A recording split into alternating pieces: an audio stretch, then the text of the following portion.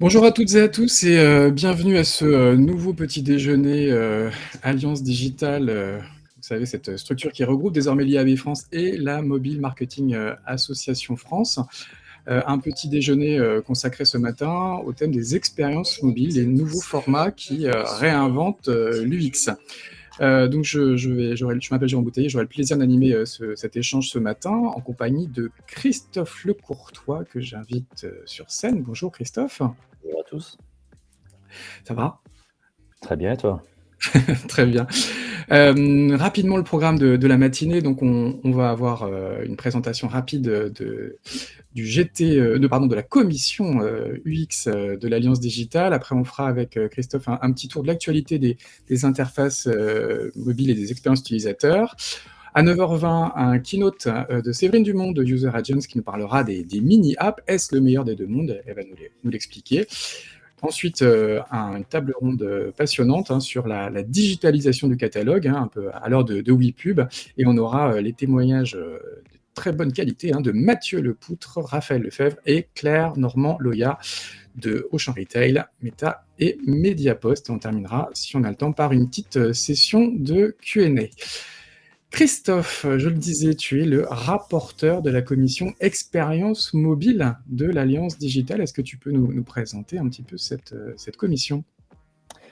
Bien sûr. Alors en premier lieu, Alliance Digitale, un petit rappel, c'est aujourd'hui la réunion de 2 structures existantes sur le marché et référentes sur leurs thématiques, que sont d'une part l'IAB, donc qui regroupe tout l'écosystème publicité digitale, et d'autre part la Mobile Marketing Association, qui elle fédère des experts du mobile et plus précisément du marketing mobile. Donc ces 2 structures sont des structures historiques et l'ambition cette année a été de les réunir pour pouvoir désormais avoir plus de poids sur l'écosystème, être capable de davantage parler de l'actualité du marché, des tendances du marché, et puis aussi de pouvoir orienter le marché sur les grandes décisions structurantes pour assurer globalement sa pérennité, son avenir.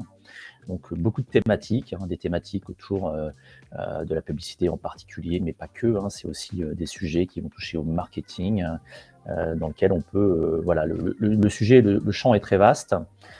Ce qui est important aussi de rappeler peut-être, c'est que cette structure qui est l'Alliance Digitale, qui sera, on va dire, officiellement vraiment lancée au 1er janvier l'année prochaine, même si aujourd'hui la marque est déjà présente, a pour vocation aussi à fédérer d'autres structures qui seraient en lien avec justement le digital, le paysage digital français. Et donc voilà, c'est, je pense, un vrai mouvement notable sur le marché Mmh. français. Et donc D'accord. moi, au sein de cette structure, voilà, j'interviens sur une des commissions qui est la commission expérience mobile, dans laquelle on va traiter de différents sujets, des sujets en lien avec l'UX, le CRM ou encore les nouvelles interfaces, tout ce qui relève Et de ce l'innovation. petit déjeuner virtuel, Christophe, c'est un peu le kick-off d'ailleurs de ta commission. Exactement, c'est le premier événement officiel qu'on lance, puisque cette commission s'est lancée il y a quelques mois. Donc voilà, cette rentrée, ce petit déjeuner permet de marquer le coup. Alors on va peut-être rentrer dans le sujet, dans le vif du sujet, avec une petite actualité un peu des dernières semaines, des derniers mois sur ce thème des interfaces et des expériences utilisateurs. Alors tu as préparé quelques slides.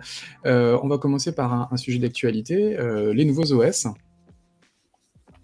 Alors, on mobiles. va commencer, oui, par un sujet qui n'est pas forcément le plus simple, qui est un petit peu abrupt, les OS mobiles, il y a une dimension très tech derrière. Après, c'est quand même une réalité, c'est-à-dire que tout part un peu de l'OS quand on parle de mobile.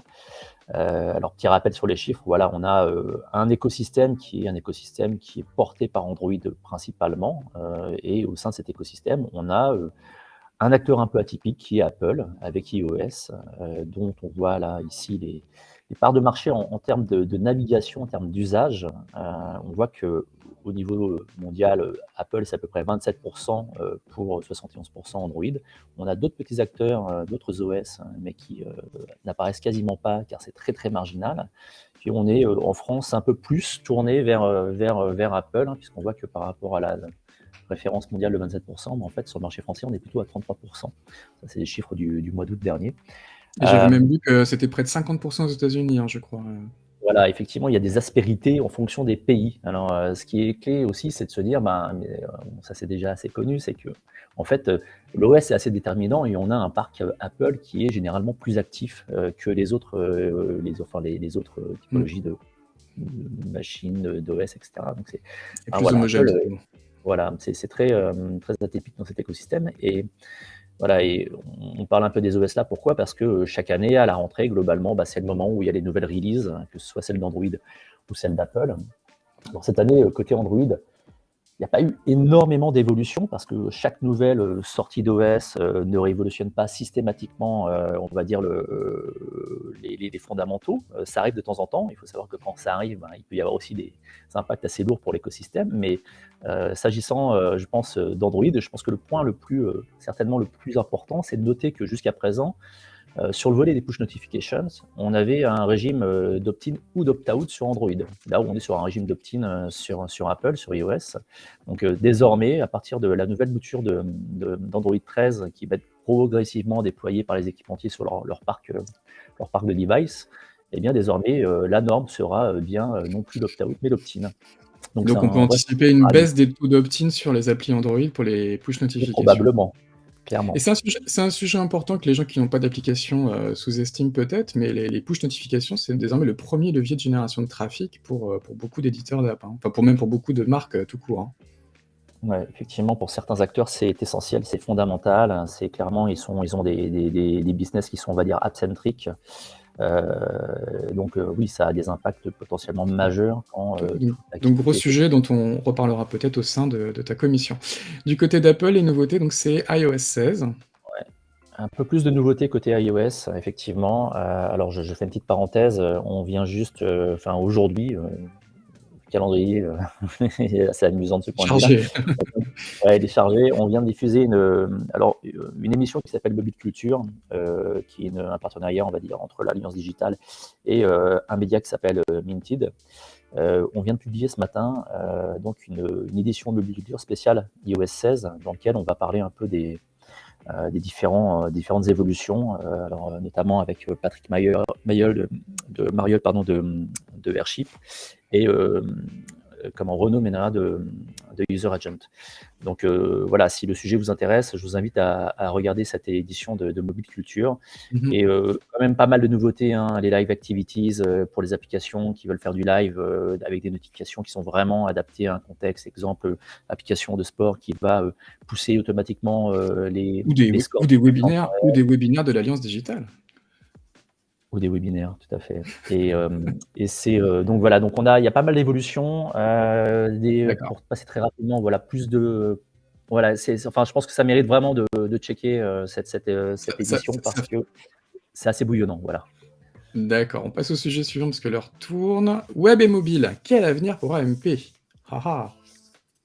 Alors on avait, enfin il y a quelques années, Google avait promu AMP, dont l'acronyme signifie donc Accelerated Mobile Pages, et l'idée était d'avoir des pages donc qui se chargent plus vite, partant du principe que, en particulier sur mobile, la question de vitesse de chargement, de vélocité des sites est clairement un facteur d'expérience utilisateur probante.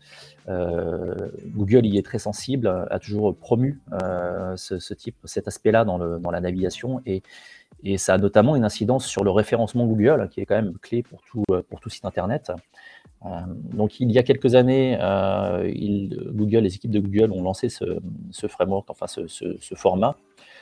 Mmh. Et là, on voit depuis quelques mois déjà qu'il y a un petit peu enfin, on a l'impression qu'il y a un peu un retour en arrière. Alors peut-être que retour en arrière, c'est un peu exagéré. Néanmoins, ce qu'on voit, il y a deux sujets. Donc déjà, il y avait un impact pour les éditeurs, c'est-à-dire que ça avait en termes de diffusion publicitaire, c'était contraignant parce qu'il y avait des émulations, des pages d'origine dans Oui, il fallait l'écosystème faire Google. 2 pages web mobiles différentes, hein. Voilà, on avait une problématique avec certains navigateurs qui blacklistaient les pages AMP et Donc il y a désormais, donc il y a voilà. donc il y a un questionnement et ça rebondit sur un article, qu'avait fait le Journal du Net, je crois que c'était il y a quelques mois effectivement, qui se posait aussi la question de l'avenir d'AMP et pour information, on a demandé à la PCM qui mesure l'audience, digitale de pas mal de médias et ils nous ont confirmé que sur 12 mois, il y avait globalement une baisse de l'ordre de 20% de l'audience AMP. Donc voilà, il y a un questionnement, ça fait partie des sujets qui seront aussi traités dans la commission de Christophe. On avance, et du coup, si AMP décline, est-ce que Google pousserait pas autre chose, Christophe? Alors voilà, il n'y a pas de décommissionnement de l'AMP, mais en termes de format, en tout cas d'un point de vue front, Google désormais essaie de promouvoir les web stories, qui sont clairement on va dire la traduction dans l'écosystème web de ce qu'on avait pu connaître dans l'écosystème applicatif des réseaux sociaux. Donc c'est encore basé sur de l'AMP, mais donc il faut respecter, on va dire, les guidelines de l'AMP, mais en termes de format, on est sur quelque chose qui est clairement certainement le format aujourd'hui le plus consulté s'agissant de ce qu'on peut faire aujourd'hui en termes d'interaction avec les réseaux sociaux. Voilà, donc enfin, la question, la réponse, on l'aura pas, bien sûr, mais le sentiment que ça donne, c'est que c'est très ouvert et que l'AMP, quelque part, est un peu effacé et devient plus une bonne pratique au sens technique du terme, mais que fondamentalement, le format dont on va peut-être plus parler dans l'écosystème Google désormais, c'est plus les web stories. Et, ce qu'on voit là, effectivement, laisse quand même paraître effectivement une expérience utilisateur certainement plus orientée sur l'image, sur la facilité de navigation, etc. Donc des formats Google met en avant, et d'ailleurs ils ont publié un plugin pour WordPress, donc tous ceux qui ont des blogs WordPress peuvent assez facilement finalement créer des web stories depuis le même CMS qu'ils utilisaient auparavant. Et ce n'est pas exclusivement mobile, c'est aussi web, donc d'un point de vue, sur un site qui serait consulté sur desktop, l'expérience est assez waouh aussi. D'accord. Alors on sort du web, on rentre dans les applications avec toujours beaucoup d'innovation. Ouais, alors bon, ça tout le monde l'a vécu depuis, on va dire, un peu plus de 10 ans déjà. L'évolution progressive des formats dans les réseaux sociaux et très clairement ce qu'on voit juste avant avec Google et cette réalité. C'est-à-dire que les réseaux sociaux sont vraiment dans de l'hyperconsultation quotidienne, donc globalement, il faut challenger les formats. Quand un réseau social identifie un format et que ce format crée de l'adhésion, souvent les autres réseaux sociaux ont tendance à essayer de s'inspirer de ce qui marche bien pour pouvoir le réintégrer dans leur écosystème. Et on l'a vu notamment sur les stories à un moment, sur Snapchat, qui ont été ensuite portées sur Instagram. Et plus récemment, on voit qu'on a un petit réseau social français, je dis petit, mais ils ont quand même quasiment 10 millions de users, de monthly active users, qui est BeReal. Et BeReal, en gros, s'adresse plutôt à la génération Z. Et la particularité de ce réseau, c'est de prendre le parti pris un peu opposé des réseaux sociaux habituels. C'est-à-dire que souvent dans les réseaux sociaux, les gens se mettent un peu en scène. Et oui, c'est l'inverse. Globalement, vous avez 2 minutes, vous recevez une notif, vous avez 2 minutes pour vous prendre en photo. Alors la photo de ce Même que au vous réveil. et votre selfie, c'est du 2 en 1. Donc globalement, c'est très compliqué en 2 minutes de tricher. Donc par conséquent, en fait, ça casse un peu cette dimension qui est la surenchère autour des réseaux sociaux.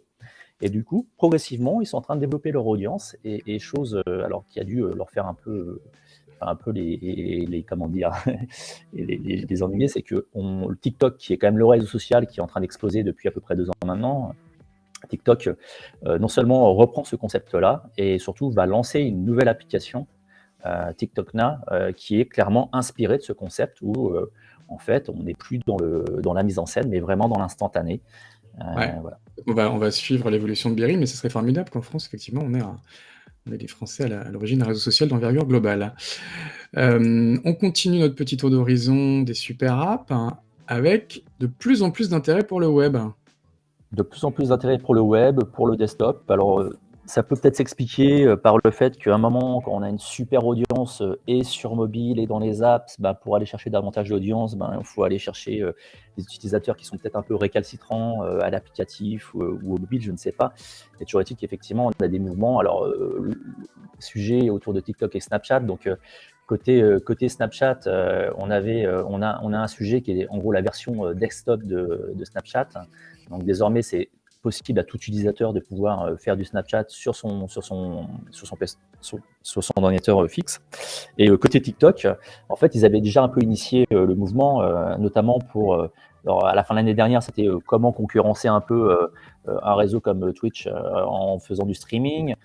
Désormais, c'est aussi pouvoir avoir des outils pour davantage, on va dire, interagir, déverser de la vidéo dans le réseau social depuis son PC.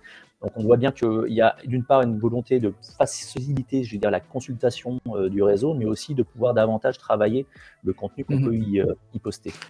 Alors, une ouverture vers le web, effectivement, de TikTok et Snapchat, et il y a Telegram qui fait ça aussi depuis pas mal de temps, mais lui fait carrément des noms de domaine, hein. Ouais, c'est assez étonnant, c'est assez inattendu, parce que, bah, historiquement, oui, l'AFNIC, l'Internic, sont, on va dire les grands régulateurs des noms de domaine et en fait, le fondateur de Telegram a été inspiré par une vente aux enchères, qui, s'est tenue sur une blockchain, The Open Network, Ton, qui a permis de générer des revenus et pour Telegram qui aujourd'hui essaie de développer ses revenus sans forcément ouvrir la porte à la publicité, il cherche des modèles alternatifs. Donc ce modèle potentiellement pourrait être Mmh.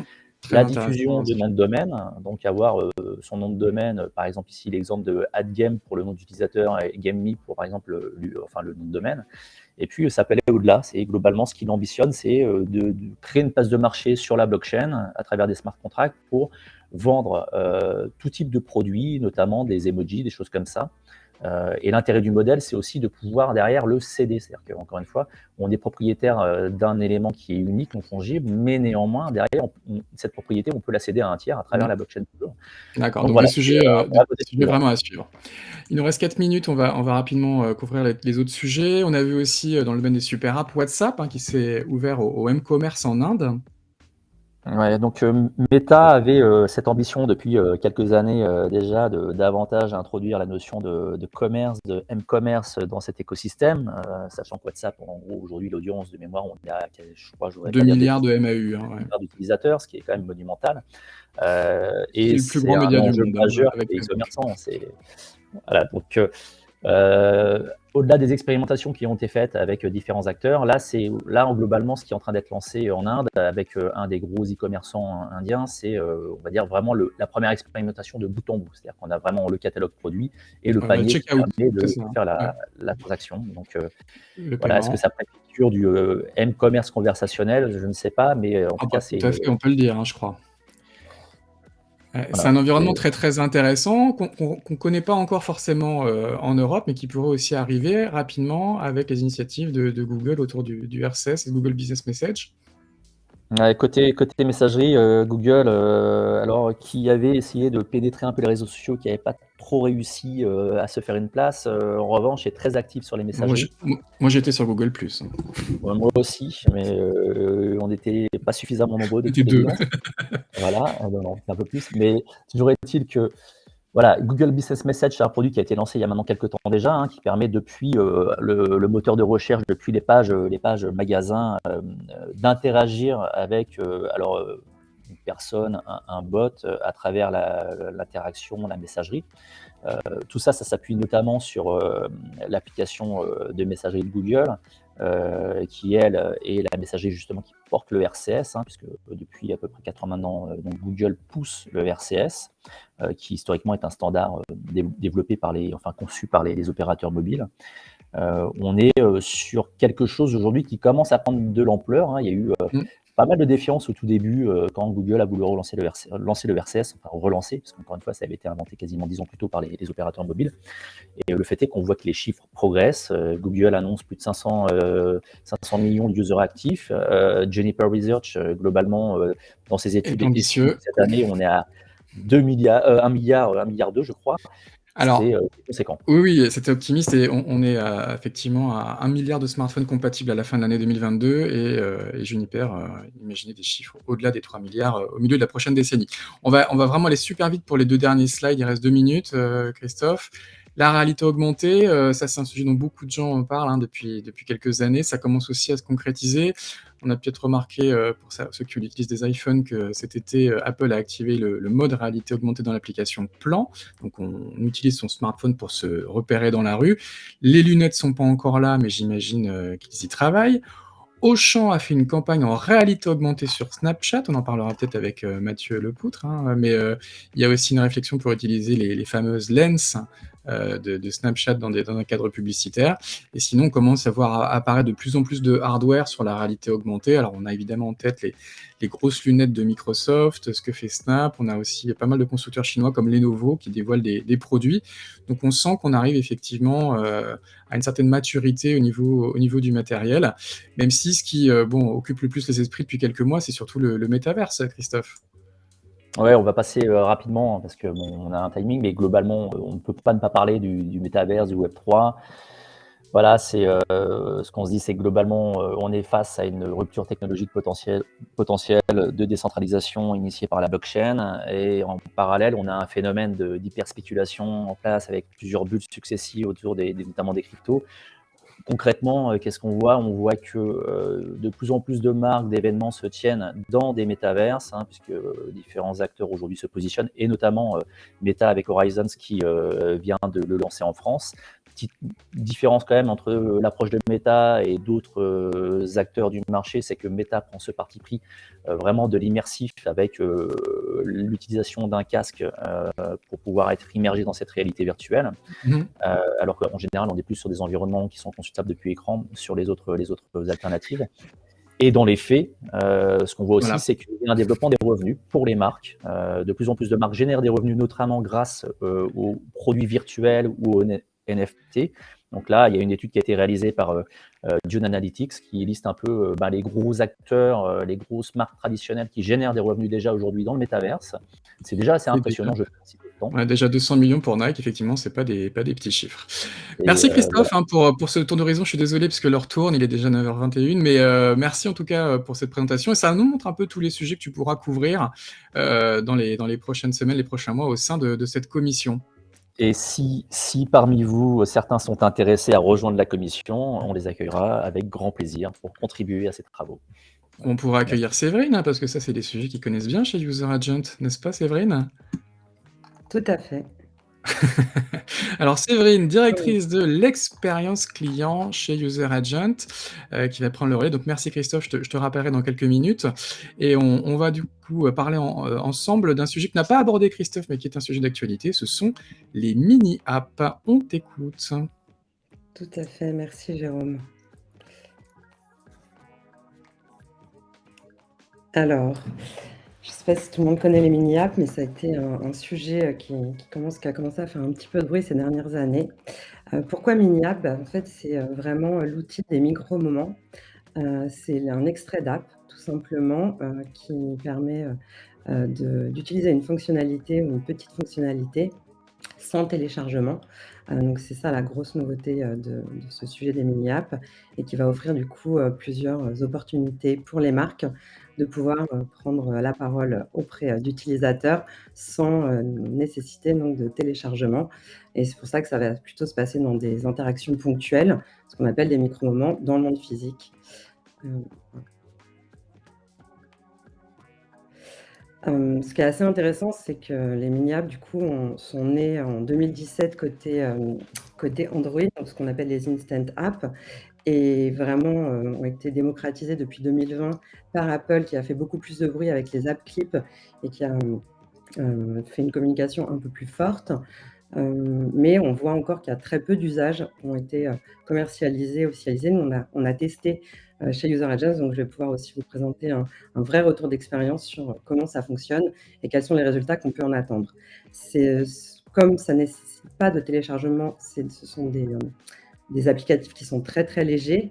On va y revenir aussi. Donc ce poids donc de 10 MO maxi, voire 15 MO côté Android, implique d'avoir une expérience vraiment très, très légère.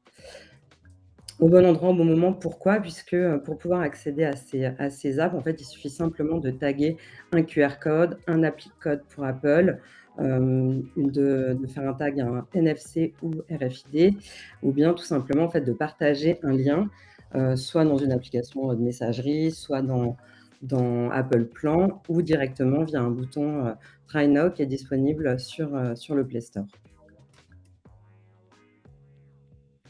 Pourquoi c'est instantané sans contact? C'est que du coup, dès qu'on va scanner en fait, ce lien ou ouvrir ce lien, en fait, on va pouvoir directement, lancer cet extrait d'application, depuis, son smartphone pour pouvoir, profiter de l'expérience. Et c'est là où c'est extrêmement intéressant, c'est que du coup, on va pouvoir, directement, on va le voir, dans la slide suivante, avoir un usage vraiment extrêmement spontané et pas forcément, réduit puisque je vais pouvoir, par exemple, réserver, un vélo électrique directement sans télécharger l'application, pouvoir faire un achat sans passer à la caisse, faire une commande dans un restaurant ou régler ma note.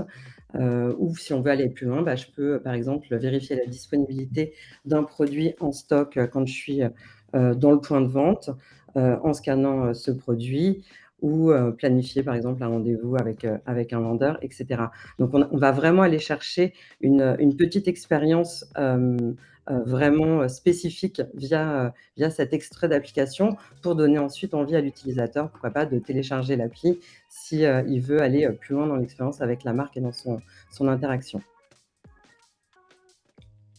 Alors ce qu'il faut savoir, c'est que du coup, pour pouvoir profiter d'une expérience vraiment, optimale, il faut que le parcours soit natif, ainsi pour être sans couture. Donc, il faut, faire des développements, natifs, que ce soit Swift sur iOS ou Kotlin côté Android.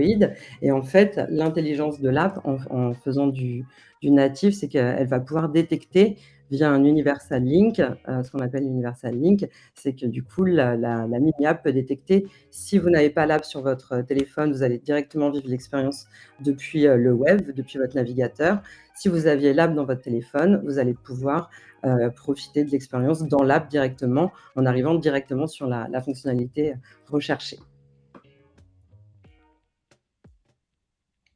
Et puis pourquoi on se parle de sans couture? C'est que du coup, on va vraiment pouvoir profiter pleinement des fonctionnalités d'iOS ou d'Android, puisque du coup, on va pouvoir, utiliser, la géoloc, donc en respectant bien les guidelines, d'Apple, et d'Android, et de Google, pour pouvoir, vérifier finalement si l'utilisateur est bien dans le monde physique à l'endroit où il prétend être pour pouvoir utiliser l'expérience et avoir une expérience qui est cohérente avec le monde physique et vraiment être sans couture. On peut aussi imaginer, du coup, rendre, la fonctionnalité indisponible, à certains horaires. Donc par exemple, si le magasin est fermé, c'est un cas d'usage qui peut être, super intéressant. Et si on a besoin de connecter cette expérience à un programme de fidélité, là, on va avoir un système d'authentification qui est, simplifié par, le Sign in with Apple, pour Apple ou le Google Sign in pour Android. Ce qu'il faut avoir en tête, c'est que si c'est un levier d'acquisition pour les nouveaux utilisateurs, puisque ça va permettre d'aller onboarder des utilisateurs qui n'ont pas encore, votre application, il faut être extrêmement vigilant sur, la sécurité, la privacy. On en parlait tout à l'heure justement des notifications. Grâce à cette mini app, donc même si l'utilisateur n'a pas, encore, l'application, on va avoir le droit de lui envoyer une push notification dans les 8 heures qui suivent l'expérience. Mais attention, cette push notification doit, respecter, les guidelines, et ne pas être à vocation, purement publicitaire ou commerciale, mais doit être connectée à l'expérience. Donc par exemple, lui demander un retour d'expérience sur ce qu'il a vécu, lui proposer, de télécharger l'app, pour vivre une expérience, plus riche ou par exemple, profiter d'un programme, de fidélité. Et ce qu'on note aussi, c'est que ça peut être vraiment une opportunité pour les marques de tester finalement, pour la première fois, enfin vérifier s'il y a un intérêt pour elles, de réaliser une app ou pas, notamment puisque, pour tester l'appétence de l'utilisateur, on va avoir simplement à développer un mini bout d'expérience, applicative, ce qu'on appelle, la main app ou l'app mère et ainsi on va pouvoir tester l'expérience sans le téléchargement et voir si ça vaut le coup d'aller plus loin dans notre application. Alors, est-ce que c'est une révolution? Je pense que oui. En tout cas, chez User Agents, on y croit beaucoup, puisqu'aujourd'hui, il y a énormément, d'apps, sur les stores, donc 4 millions 000 sur le store, sur le Play Store et 2 millions sur iOS.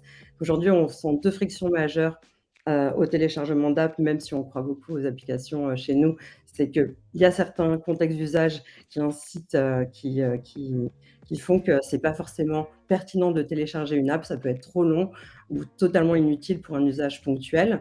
Et il y a aussi des problèmes de stockage, donc qui peut même si les devices progressent, parfois on a un stockage qui est un peu, limité, par nos devices. Donc pour nous, c'est vraiment intéressant de pouvoir voilà, profiter de cet extrait d'app très léger, très réactif dans les micro-moments.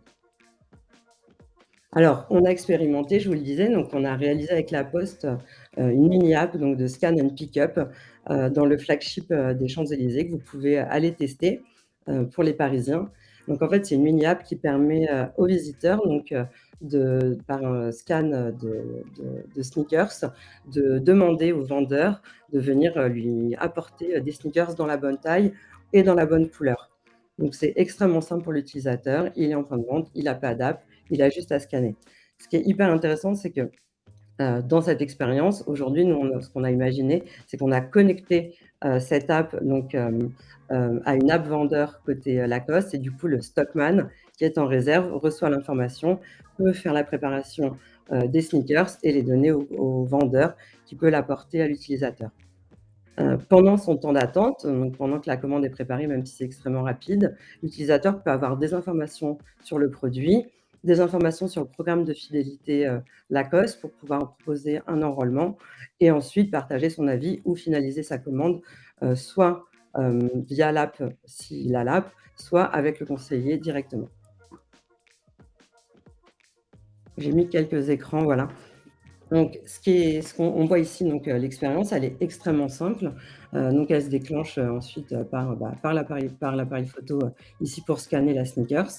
Et du coup, ce qu'on a travaillé également, ce qui était intéressant, c'est qu'on a travaillé vraiment sur ces QR codes pour pouvoir les générer, en fait, pour que Lacoste puisse automatiquement générer des QR codes et être autonome ensuite au fur et à mesure qu'ils ont des nouveaux stocks, des nouveaux modèles de sneakers, pour pouvoir avoir un outil qui est vraiment utilisable et côté métier et côté client. Les KPI pour l'instant sans trop préciser sont très positifs puisque le poids du footwear chez Lacoste dans ce flagship est plus important que dans votre magasin. Donc c'est plutôt une très bonne nouvelle et qu'on a un délai de mise à disposition des produits qui est vraiment réduit grâce à ce service. Séverine, tu nous as pas dit, alors est-ce que les mini-apps, c'est le meilleur des deux mondes? Aujourd'hui, pour nous, oui, puisqu'on se rend compte que ça réunit pas mal de frictions qu'on peut avoir sur les apps. Ça permet d'onboarder les clients ou des utilisateurs qui ne sont pas encore utilisateurs de votre app, et ça permet notamment de tester finalement s'il y a une vraie appétence pour l'app et une vraie justification d'aller réaliser une app avant d'investir. On reprend juste une question sur LinkedIn de Marie-Estelle Surgé. Bonjour, j'ai manqué le début. Ce format de mini-app ne nécessite pas de validation d'Apple, pour l'interrogation. Qu'est-ce qu'on dit à Marie-Estelle? Si. Tout ce qu'on fait pour Apple nécessite une validation d'Apple. Donc une Ouais. validation par Apple, mais on passe pas par le store au moment du téléchargement, hein, c'est ça? Non, tout à fait. Côté utilisateur, il y a rien à faire, c'est extrêmement simple. On clique sur un lien ou on scanne un QR code tout simplement, ou un app code comme on peut le voir dans le visuel que j'avais présenté au tout début, et c'est extrêmement simple pour l'utilisateur, pas de téléchargement. Et côté Apple, c'est pour le développeur de la mini app, ce sont les mêmes guidelines que d'habitude, avec toutes les contraintes que vous avez pu évoquer aussi en première partie de présentation, donc de bien respecter la privacy de l'utilisateur. Christophe, tu as une question? Non, pas de question, mais en revanche, ça donne très envie d'aller voir le cas Lacoste, parce que je trouve que en termes de parcours client, c'est juste génial ce que vous avez fait, c'est hyper fluide. Ouais, C'était Séverine disait, hyper c'est intéressant. le flagship Lacoste des Champs-Élysées, hein, c'est ça? Tout à fait. Et ce qui est intéressant, c'est que ça nous a aussi amené à réfléchir vraiment à l'expérience in-store, vraiment dans le monde physique, avec toute la signalétique, faire aussi de la pédagogie pour les utilisateurs, pour que pour eux, ce soit extrêmement simple à utiliser et comprendre le parcours entre le moment où je vais sortir mon mobile et le moment où je vais attendre mes sneakers qui vont m'être apportés par le vendeur. Très bien, merci Séverine. Donc on rappelle à tous les gens qui sont intéressés par les mini-apps qu'ils peuvent se rendre sur le site de User Agent. Je crois que vous avez peut-être fait même un livre blanc, non? Ou des choses sur le sujet? Il y a des cas à télécharger? Plutôt on a écrit quelques articles et Voilà. on a le Oui. cas La Poste qui est expliqué plus en détail sur notre site. D'accord, Et je suis disponible pour ceux qui veulent en savoir useragents.com. plus. Et Séverine est à votre dispo, n'hésitez pas à la pinguer sur LinkedIn ou ailleurs. Merci beaucoup en tout cas pour ce témoignage sur les mini-apps passionnant. Christophe, on va enchaîner donc avec une table ronde. Hop, on va avoir nos speakers. Bonjour à tout le monde. Alors excusez-moi, je suis en train de me mélanger dans mes slides. Nous y voici. Donc, pourquoi le catalogue digital sur mobile est bien plus qu'un PDF? Christophe, c'est un sujet d'actualité, hein, puisqu'évidemment, il y a WePub qui arrive et c'est un sujet qui est aussi à sa place dans ta commission. C'est un vrai sujet, effectivement, d'actualité, parce que le WePub, c'est une vraie évolution au marché, même si à date, ça reste une expérimentation. Toujours est-il que sur le canal, qu'on va appeler le canal du catalogue promotionnel, ça change potentiellement la donne. En tout cas, ça interroge beaucoup. Très bien, alors je vais accueillir. Merci Christophe, on te reprend après la table ronde pour un mot de conclusion. Et donc je vais accueillir nos trois speakers, dans l'ordre, Mathieu Lepoutre, Raphaël Lefebvre et Claire Normand-Loya. Bonjour Mathieu, on va commencer par vous. Alors vous êtes responsable, bonjour Mathieu, vous êtes responsable média 360 d'Auchan Retail. Est-ce que vous pouvez nous parler un petit peu de votre job ? Alors effectivement, mon job chez Auchan, c'est d'optimiser les choix médias, donc de faire la bonne allocation entre les médias digitaux, les médias offline et le track, qui est encore un média très puissant pour la GSA. D'accord, et on rappeler quelques chiffres peut-être sur Auchan Retail ? Alors, Auchan Retail, c'est pratiquement 15 milliards de chiffre d'affaires. Ah oui, c'est du sérieux là, Mathieu. On va vous écouter. Le digital, c'est environ des 10% de ce chiffre. Voilà, une grande partie qui est encore réalisée sur nos formats hypermarchés. Et puis, voilà, un chiffre qui se redresse. Donc ça, c'est aussi une bonne nouvelle pour Auchan. Très bien. On accueille également Claire Normand-Loya. Bonjour Claire. Bonjour à tous et à tous. Donc, directrice générale adjointe de Mediapost, hein, c'est ça, et des solutions business de Mediapost. Vous êtes une postière ? Je suis une filiale de la Poste. Donc, Mediapost, vous le connaissez, c'est une entreprise qui intervient sur la communication de proximité, à la fois avec des expertises data et géomarketing et évidemment le média que vous connaissez tous très bien, l'imprimé publicitaire. Mais on propose aussi, évidemment, en complément des leviers digitaux pour nos clients, puisque nous sommes partenaires Meta, nous sommes aussi Google partenaires. Notre métier, c'est d'accompagner les clients, notamment les retailers, dans tout ce qui est communication de proximité, sur le digital et aussi le print, pour avoir le mix média en local le plus pertinent. Donc, on va accompagner à la fois les centrales, mais évidemment aussi les points de vente en local. Quelques chiffres peut-être sur votre activité ?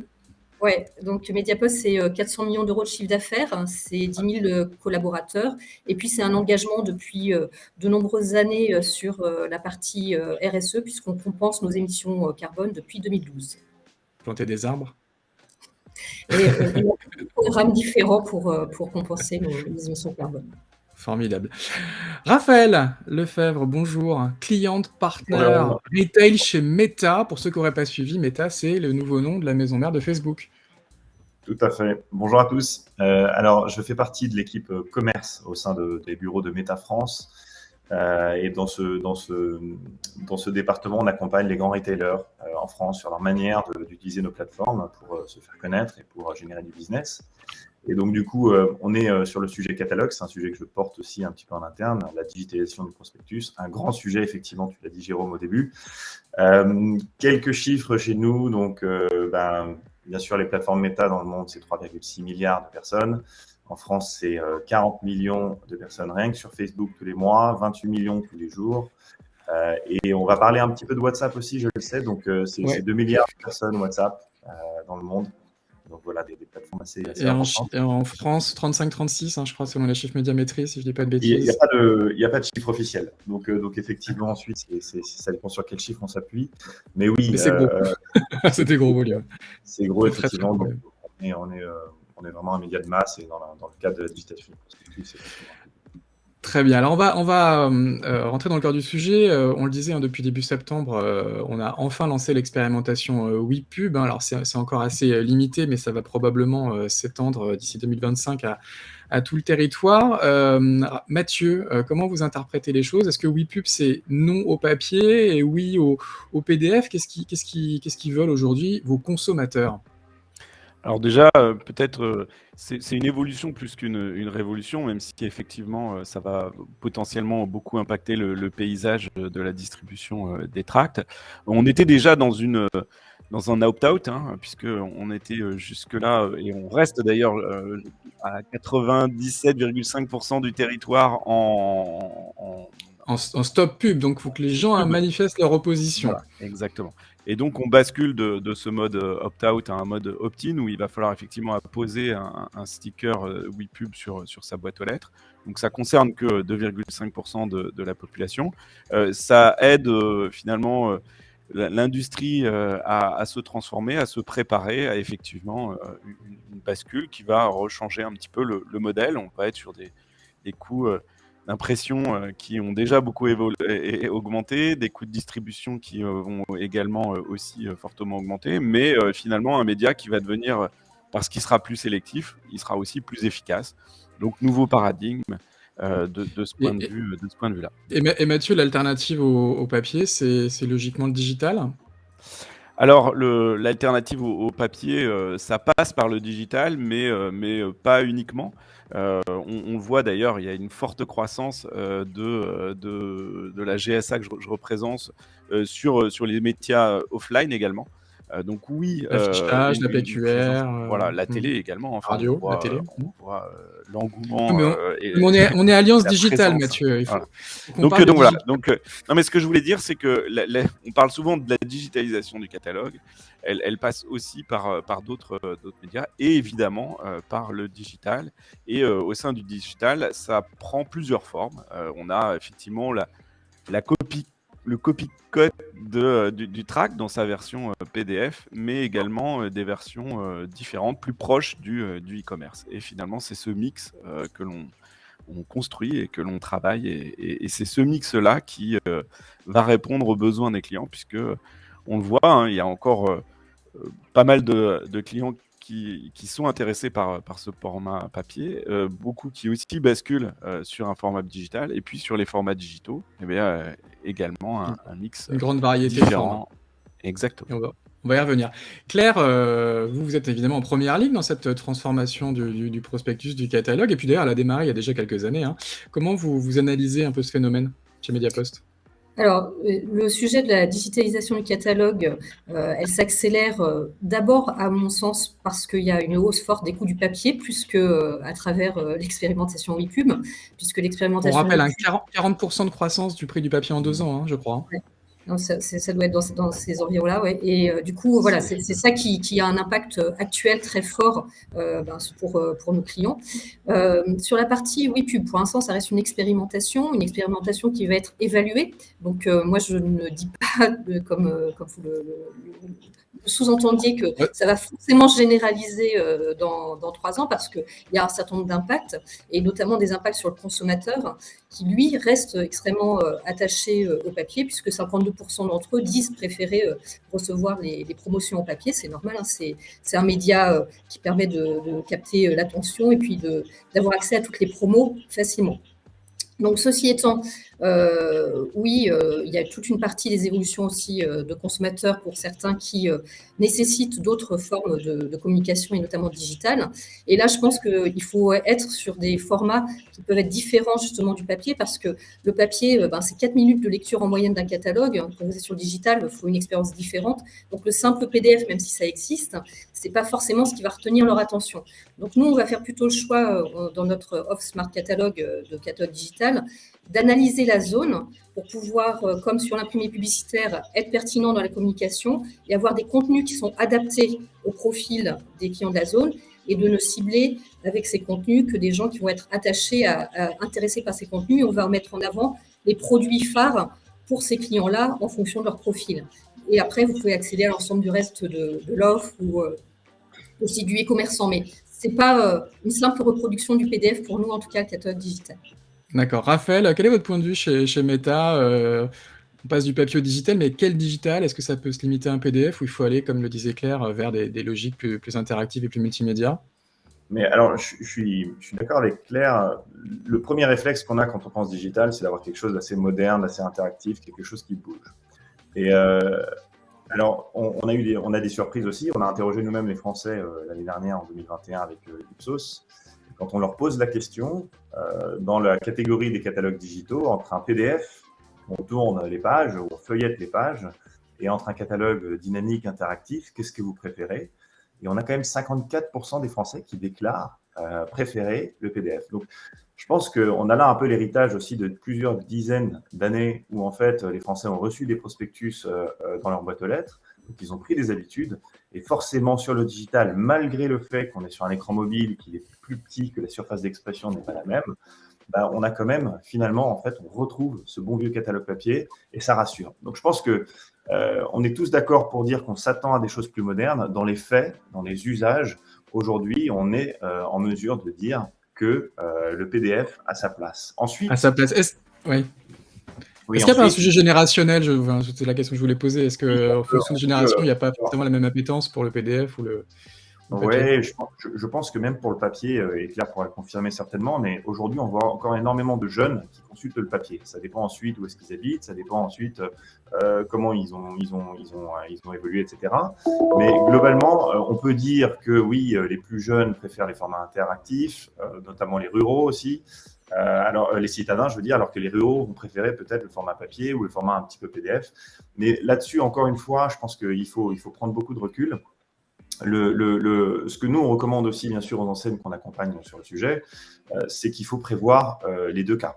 Il faut prévoir aujourd'hui une stratégie autour du PDF qui est très facile à mettre en place. Pourquoi? Parce que le PDF existe, c'est la copie du papier. Il y a des accords en plus avec les marques qui achètent des positionnements en première de couve, deuxième de couve, etc. Donc tout ça, c'est respecté. On a 300 jusqu'à 300 produits au sein d'un catalogue papier. Lorsqu'on va sur un catalogue digital interactif, on dit souvent qu'une cinquantaine de produits, c'est déjà beaucoup. Donc, ça veut dire qu'il faut choisir. Ça veut dire ensuite que toutes les équipes qui mettent en place les promotions doivent se dire, tiens, quel produit on met en avant, on en a moins, etc. Donc, c'est la personnalisation ensuite qui va bien jouer un rôle intéressant dans tout ça. Mais voilà, je pense qu'il faut avoir l'ouverture de réfléchir à une stratégie assez diversifiée dans cette direction.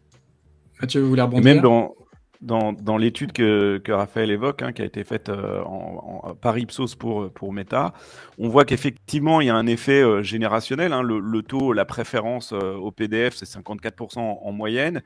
Sur les cibles les plus âgées, on est à 58%. Donc, on voit que finalement, il y a effectivement un attrait un peu plus important sur ce format historique, on va dire, pour les tranches d'âge plus âgées. Et puis si on regarde sur les tranches d'âge plus jeunes, sur les 18-24 ans, effectivement, le format interactif est le format préféré, mais qu'à 52%. Donc effectivement, on sent une tendance qui est plus générationnelle et aussi plus urbaine, c'est 51% sur la région parisienne. Mais malgré tout, globalement, on reste dans le 50-50 pour D'accord. Donc, en faire tout ça. cas, on Donc, c'est comprend. vraiment important de garder les deux formats parce que On finalement, comprend en bien fonction que des utilisateurs, il y a un désir de tous les toujours un formats vont attrait pour cohabiter. ce Voilà, format. tous les formats vont Exactement. cohabiter et c'est pas parce que WePub arrive qu'il faut se Voilà. précipiter et abandonner certains formats plébiscités par les consommateurs. Exactement. Mathieu, je vous repose une autre question. Aujourd'hui, du point de vue des distributeurs, où est-ce qu'il faut les mettre, ces prospectus digitaux? Est-ce qu'il faut les mettre sur son site web, sur son application, Il faut les dans mettre des partout. applications dédiées aux C'est quoi votre politique? Alors effectivement, on voit bien, on va dire qu'il y a deux familles. Il y a tous les emplacements de own media, donc à la fois sur le site internet, sur l'application mobile. Le plus possible aussi mettre des relais in-store, qui reste notre premier point de contact. Et puis il y a toutes les applications Donc externes. ça, c'est par exemple les QR codes, c'est par exemple les QR Exactement. codes qu'on va avoir en caisse et on va inviter les clients Auchan à aller télécharger le Exactement. catalogue sur leur mobile, par exemple. Alors même sur votre frigo, puisqu'on a distribué beaucoup de petits magnettes qui permet justement au client, depuis son frigo, d'accéder au catalogue pour pouvoir sélectionner les promotions de la semaine au moment où il en a le plus besoin. Donc voilà, ça c'est tout, on va dire toutes les own media. Et puis il y a tout un écosystème qui s'est développé d'acteurs comme Bonial, TMDO, qui justement fédèrent des communautés, des boîtes aux lettres digitales qui regroupent finalement l'ensemble des prospectus prospectus de la GSA ou de la GSS et qui permet aux clients de ces communautés de pouvoir sélectionner parmi une offre de prospectus digitalisé assez large. Et puis enfin, je dirais, il y a une troisième famille, c'est tout ce qui est messagerie. Alors on va y venir juste après si vous voulez, Mathieu, mais on a déjà évoqué pas mal vos propres assets, en tout cas des applications un peu dédiées aux promotions. Et on va revenir sur le messagerie juste après. Hein. Claire, votre point de vue chez Mediapost, où est-ce qu'ils doivent être les prospectus digitaux des distributeurs ?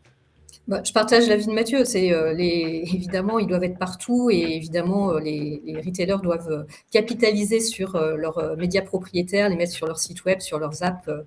Mais là, on va toucher les clients fidèles et c'est là où il faut aussi être évidemment sur d'autres carrefours d'audience parce que, vous le savez, les consommateurs ne sont pas fidèles qu'à une enseigne, ils ont plusieurs enseignes et ils ne téléchargent pas des applis de l'ensemble des enseignes chez qui ils vont. Donc, si vous n'êtes pas présent sur des agrégateurs d'audience, sur des applis qui consolident plusieurs catalogues, effectivement, vous n'allez capter et fidéliser que ceux qui sont très habitués à interagir avec vous. Donc, il est très important aussi, notamment dans ces temps un peu de crise et de recherche de pouvoir d'achat, de recherche d'acheter et de préserver son pouvoir d'achat, d'être sur ces carrefours d'audience. Chez Mediapost, on a Coty, qui est une application qu'on a lancée en 2016 avec Sogec, pour pouvoir justement proposer à nos clients d'avoir des catalogues digitalisés mis en avant et également des promotions pour pouvoir faire Claire, connaître. vous pouvez nous rappeler les chiffres d'audience de votre propre application dédiée aux promotions ? Alors, Coty, c'est une application qui est en cours d'évolution pour pouvoir justement aller capter des audiences plus larges et pouvoir proposer aux enseignes d'y être présentes. D'accord, mais en tout cas, voilà, pour les marques, il y a à la fois leurs propres actifs et évidemment des médias, en fait, hein, pour aller capter les audiences. Raphaël, qu'est-ce que vous recommandez, vous, aux distributeurs ? Où est-ce qu'ils doivent les mettre, leurs prospectus digitaux ? Alors, je pense que dans un contexte WePub, de toute façon, il faut le rendre le plus visible possible. Donc, un maximum d'endroits, c'est le mieux.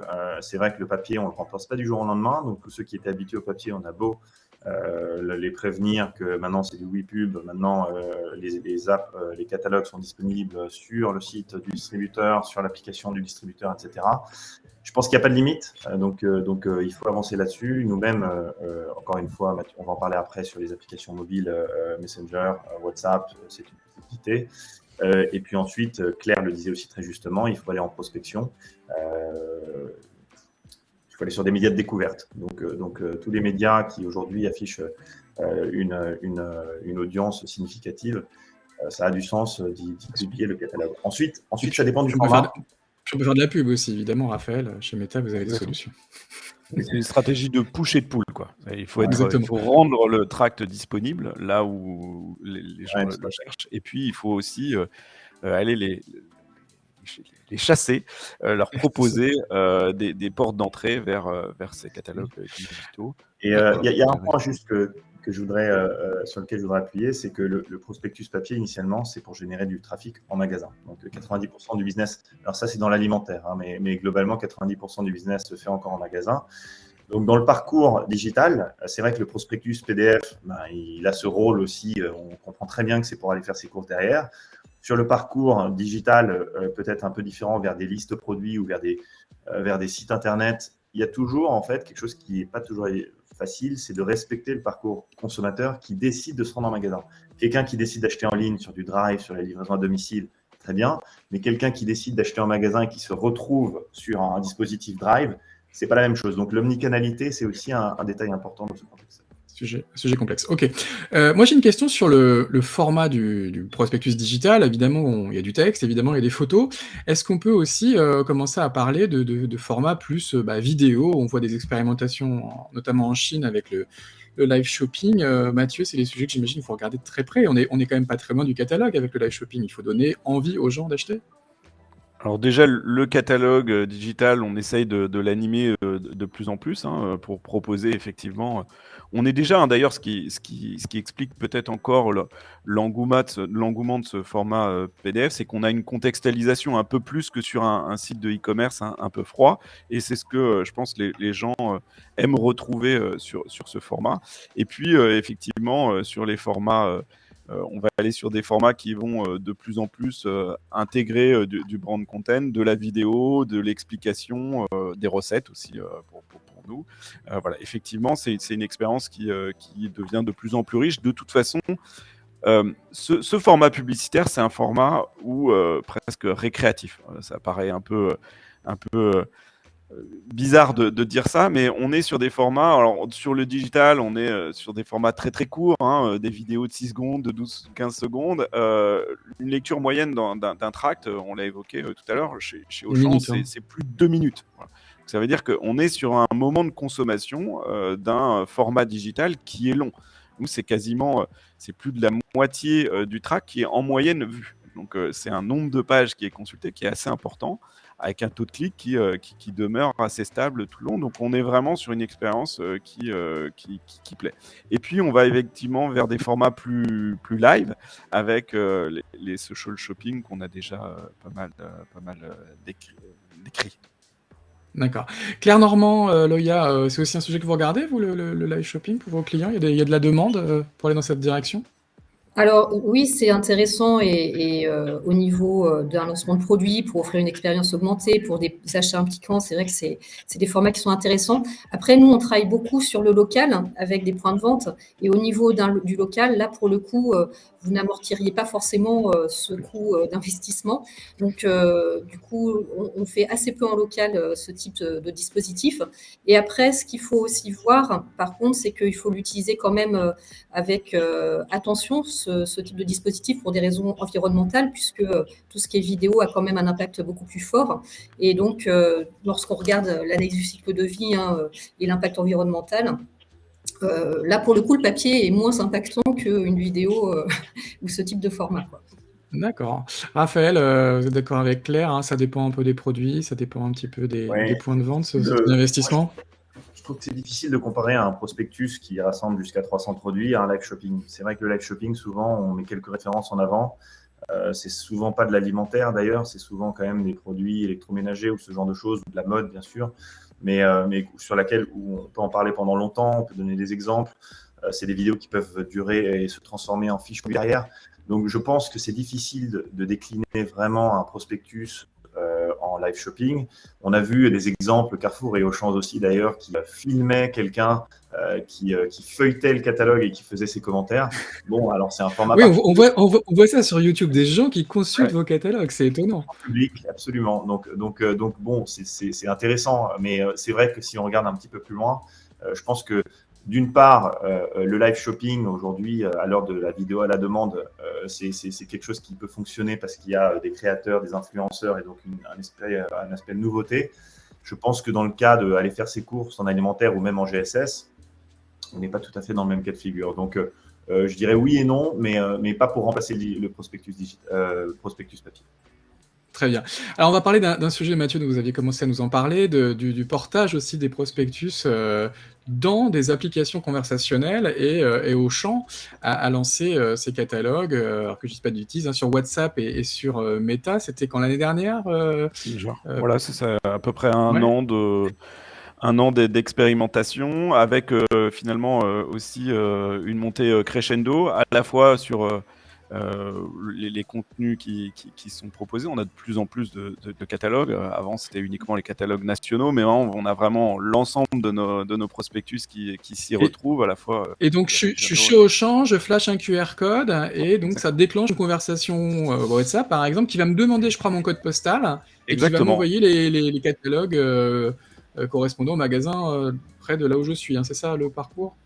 Exactement. L'objectif, c'est vraiment de proposer une expérience qui soit la plus personnalisée possible, donc autour de ce qui est disponible pas loin de chez vous, et puis qui préfigure d'ailleurs des expériences de plus en plus personnalisées, puisque ces formats de catalogue digitalisés, ils vont se personnaliser même dans leur version PDF.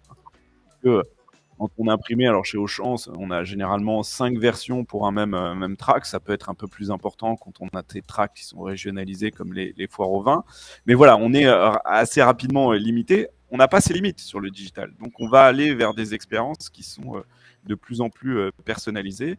Et puis, il y a un autre enjeu derrière, c'est la nécessité, c'est l'enjeu de la contactabilité. Et ça, c'est aussi des étapes que l'on a franchies avec Meta, de recrutement d'opt-in sur ces plateformes. Alors, sur Messenger, c'est pratiquement maintenant 1 an de retour d'expérience sur la capacité à aller chercher et à ressolliciter des utilisateurs qui ont manifesté la demande. Et puis, plus récemment, cet été, on a lancé la même chose sur Messenger, puisqu'on était parmi les précurseurs sur cette plateforme pour justement proposer une expérience de ressollicitation sollicitée par l'utilisateur, de manière à ce que chaque semaine, il retrouve, non pas dans sa boîte aux lettres, mais sur son Messenger ou sur son WhatsApp, la sélection des catalogues de la semaine. Mathieu, vous êtes satisfait de cette expérimentation sur ces canaux? Est-ce que vous auriez vocation aussi à terme à adresser l'ensemble des canaux conversationnels utilisés aujourd'hui par les consommateurs, hein? Je crois que selon Médiamétrie, 73% des Français utilisent désormais une messagerie, donc c'est vraiment un usage de masse. Mathieu, vous pourriez l'élargir? Vous êtes satisfait? Oui, alors on est très satisfait. On est très satisfait parce que, ça répond réellement à des attentes des consommateurs. On le voit, les résultats en termes de consommation, de temps de consommation, de taux de clics sur ces formats, ils sont équivalents à ceux que l'on peut avoir sur d'autres plateformes. Donc on voit, il y a un vrai engouement et on est sur un moment de consommation média qui est long. Et donc, c'est qui répond aux attentes des consommateurs. Ensuite, on voit aussi un taux d'opt-in qui est très important, hein, c'est de l'ordre de 30%. Donc là aussi, c'est des bons indicateurs qui nous aident à finement analyser le fait que ça répond vraiment à une attente.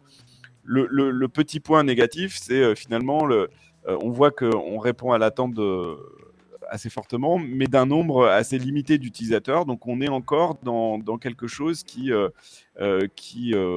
grimpe progressivement, mois après mois, semaine après semaine, mais qui, en termes de volume, reste un petit peu éloigné de ce que l'on peut arriver à faire avec... une première étape, Mathieu.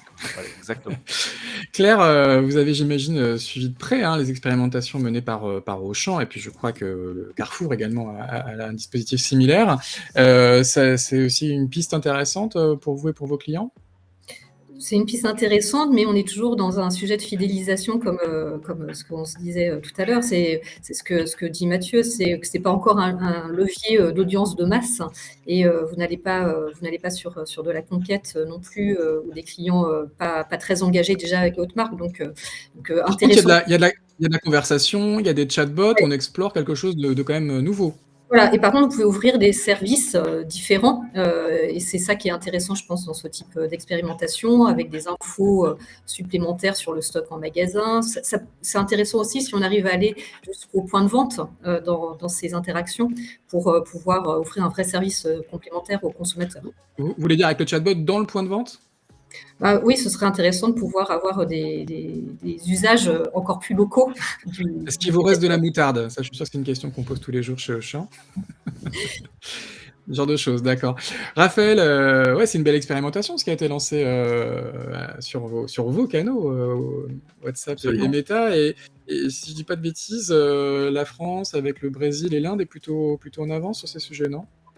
Oui, alors en France, le tout premier exemple de prospectus qu'on a vu sur une application mobile, c'était effectivement au Brésil et c'était effectivement Carrefour. Donc ça remonte c'était avant le Covid. Avant le Covid, ouais. Donc c'est assez loin. Et la première fois qu'on a vu ça en France, donc c'était Carrefour effectivement. C'était le moment où Mediapost et Adrexo devaient arrêter de distribuer les prospectus à cause du confinement du Covid. Et donc du coup, effectivement, ils ont pris exemple sur le Brésil et ils ont mis les prospectus tout d'abord sur Messenger. Donc c'était le début. Alors très vite, ils ont réussi à générer des millions de vues avec de l'engagement, avec un retour sur investissement positif. Il y a des cas qui ont eu lieu là-dessus. Ils ont acheté un peu de pub, non, quand même? Bien sûr. Alors, c'est effectivement ce que disait Mathieu en termes de volumétrie, ce que disait également Claire. Alors, WhatsApp est un média de masse. Mais WhatsApp, aujourd'hui, n'est pas encore utilisé de manière massive par les entreprises pour communiquer avec leurs clients. C'est quelque chose qui est en train de se développer considérablement. Et c'est quelque chose qui doit se faire, bien sûr, dans le respect de la plateforme, qui ne veut pas devenir une boîte à spam supplémentaire comme l'email ou comme d'autres plateformes. Donc, il faut le faire progressivement, il faut le faire de manière intelligente. Il faut bien sûr collecter l'opt-in. Il faut bien sûr donner à chaque utilisateur l'option de pouvoir stopper cet opt-in à tout moment pour arrêter de se sentir éventuellement harcelé par la publicité ou par des messages qui deviendraient trop nombreux. Donc, il faut trouver le bon ton, il faut trouver la bonne mesure dans cette direction-là. Et ensuite, effectivement, derrière, sur l'engagement, on voit que l'engagement est très fort, on voit que le taux d'ouverture est plus fort que sur l'email, lorsque les personnes ont déjà engagé. Et puis, il y a ce système qui est plus récent qui s'appelle les notifications récurrentes, c'est-à-dire qu'on peut opt-in pour recevoir tous les mardis les prospectus d'une enseigne. Auchan le fait effectivement sur WhatsApp, sur Messenger. Carrefour le fait également. Donc, les dispositifs commencent tout juste. La grande distribution alimentaire s'est beaucoup développée à cause du Covid sur WhatsApp en mettant tout d'abord les prospectus en place. Mais effectivement, le nombre de services qu'on peut prévoir via les chatbots sont beaucoup plus nombreux. Il y a une vraie opportunité. Alors, justement, ça va être ma question. Qu'est-ce qu'il faut faire avec le chatbot? Parce que là, on voit Mathieu, il s'en sert pour qualifier ses utilisateurs, connaître le magasin le plus proche de chez eux. On peut imaginer beaucoup d'autres usages de cette intelligence artificielle? Alors, je pense qu'on peut décliner en fait tout ce qui se fait en termes de CRM, en termes de relations clients, en termes d'achat, de vente. On peut le décliner sur cette plateforme.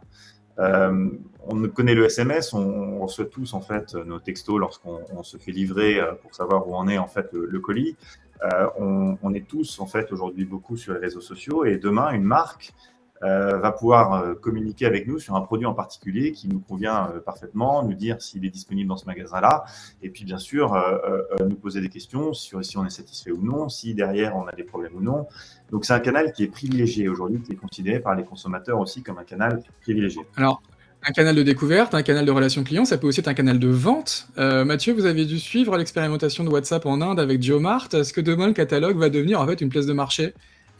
Alors, déjà, via le prospectus, ça peut être déjà une place de marché, puisqu'on peut acheter directement depuis ce catalogue. Oui, évidemment, c'est la suite logique. C'est la suite logique que l'on va avoir. Et demain, on pourrait, à partir de votre catalogue Auchan dans WhatsApp, on pourrait réfléchir demain à mettre un produit au panier, voire le payer? Exactement, oui. Et aller le chercher en drive piéton dans un Auchan à proximité. C'est en cours? C'est un scoop? Ouais. Bon, Vous y réfléchissez? c'est pas une surprise. Ouais, c'est pas une surprise. Hein, D'accord, bon, et on bientôt invite. demain avec une mini app, on pourra ouvrir depuis le store, depuis le magasin physique, on pourra commander. Séverine et serait vérifier ravie de ce vous qui est- accompagner là-dessus. Claire, sur la dimension transactionnelle dans ces environnements-là, c'est aussi un sujet qui vous inspire. Puis au-delà de ça, faire du catalogue plus qu'un espace de découverte, peut-être un espace de vente? Alors oui, je trouve que c'est intéressant puisque ça permet d'avoir un autre endroit, un autre carrefour d'audience sur lequel on peut faire du m-commerce. Après, la question que je me pose, c'est est-ce que les utilisateurs attendent ça sur ce type de carrefour d'audience, à voir comment ça évolue, puisque vous avez déjà dans d'autres environnements ces possibilités-là. Ouais. Raphaël, on voit en tout cas dans votre groupe, hein, avec Instagram, avec WhatsApp, Meta, il y a une vraie volonté de mettre un pied dans l'univers du commerce électronique. Hein. Oui. Alors globalement déjà, des messages entre nos plateformes et les entreprises, il y en a 1 milliard par jour. Donc c'est colossal. Il y a WhatsApp for Business qui arrive aussi. Donc ce sont des usages, il faut leur laisser le temps de s'installer. Effectivement, c'est nouveau. Le caractère intrusif dont parle Claire, il faut faire très attention. À la base, WhatsApp, c'est la famille, c'est les amis. C'est pas forcément une entreprise. Donc si jamais on laisse une entreprise entrer dans WhatsApp, il faut que ce soit dans certaines conditions et il faut que ces conditions soient respectées de part et d'autre. Donc là-dessus, encore une fois, l'opt-in, c'est quelque chose d'extrêmement important qu'on met en avant. Donc là-dessus, le consommateur ne sera jamais lésé en fait par ce type de messagerie. Il pourra instantanément arrêter en fait de recevoir ces messages. Et puis ensuite, oui, alors il y a l'exemple de JioMart en Inde dont tu parlais, Jérôme, un petit peu plus tôt.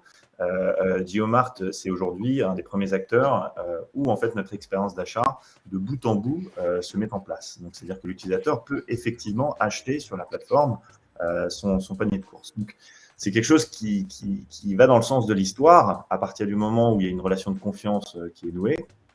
Et donc demain, effectivement, une marque via WhatsApp for Business peut afficher un catalogue produit sur WhatsApp et donc proposer via peut-être de l'intelligence artificielle un moteur de personnalisation, avoir des produits peut-être qui sont plus adaptés ou qui font Pour référence. faire de la mise au panier et pour faire de la vente.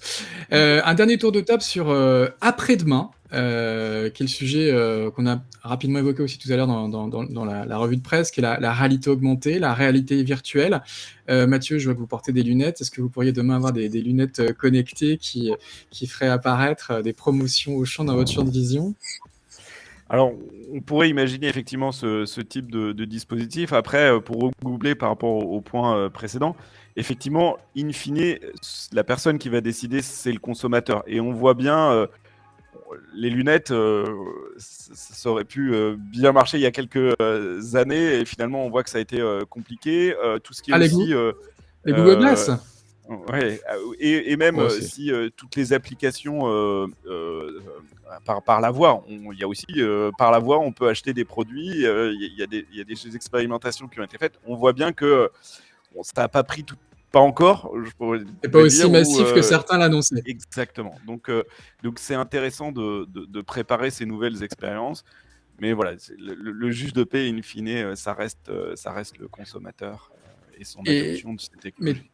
Mais tout ce qui est AR, VR, c'est des sujets qui pourraient arriver chez vous dans cette décennie ou c'est pour plus tard? Alors, on l'a vu en ce moment, si vous achetez des produits Auchan, vous allez pouvoir sur Snapchat avoir une expérience donc c'est déjà une réalité. Assez sympa. Donc c'est déjà une réalité. Là aussi, c'est pour réenchanter un petit peu toutes ces expériences, redonner une dimension qui mixe un peu plus le physique et le digital. Donc, gamifier oui, le shopping un petit peu. Exactement. Donc oui, évidemment, ça va s'améliorer. Alors sur certains produits, je pense à le Home Déco, il y a des applications chez des distributeurs spécialisés qui restent très intéressantes. Et voilà, on voit que ça apporte un vrai plus pour l'utilisateur au-delà du côté un peu sympa. Donc dans la galaxie Miliez, il y aura peut-être d'autres magasins, d'autres enseignes qui seront plus en avance sur ces sujets. Ou même en dehors, hein, chez Castorama ou chez La Redoute ou MPM, il y a des choses qui existent qui sont pas même chez Ikea. Donc, voilà, d'accord, il y a pas mal de choses qui existent. Et sur certains domaines, ça va devenir un vrai plus de pouvoir mixer finalement cette réalité. Claire également, même question. Vous regardez de près ces sujets-là? C'est pour demain ou après-demain? Alors, ça existe depuis un certain temps, ces expérimentations sur tout ce qui est réalité augmentée. On a des offres aussi pour y augmenter. Le QR code aide aussi à développer ces... Oui, c'est déjà de la réalité augmentée, finalement, le QR code. Et on l'a vu, des marques comme Ikea notamment qui ont fait depuis bien longtemps avec une promesse de réalité augmentée pour tout ce qui est positionné dans ce logement, les meubles, etc. Donc oui, c'est intéressant pour certaines verticales. Après, ça ne se démocratise pas forcément très rapidement aujourd'hui. Et on le voit quand des annonceurs le font, on est plus sur des sujets de communication encore beaucoup que sur une adhésion très forte des consommateurs. Donc, c'est intéressant, ça peut correspondre à des besoins, mais aujourd'hui, on ne voit pas, même s'il y a plus d'accélération avec le QR code, on ne voit pas encore les impacts consommateurs réellement. Raphaël, le présent pour Meta, ce sont évidemment ces applications de messaging. Le futur, ça passera par l'AR, la VR. Oui. D'où le changement de nom du groupe, d'ailleurs. Hein.